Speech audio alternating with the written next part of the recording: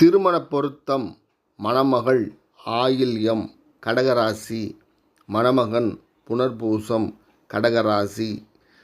தினப்பொருத்தம் இருக்கிறது, கணப்பொருத்தம் இல்லை, மகேந்திர பொருத்தம் இல்லை, ஸ்ரீதீர்க்க பொருத்தம் இருக்கிறது, யோனி பொருத்தம் இருக்கிறது, ராசி பொருத்தம் இருக்கிறது, ராசி அதிபதி பொருத்தம் இருக்கிறது, வசிய பொருத்தம் இல்லை, ரஜ்ஜு பொருத்தம் இருக்கிறது, வேதியை பொருத்தம் இருக்கிறது, நாடி பொருத்தம் இருக்கிறது.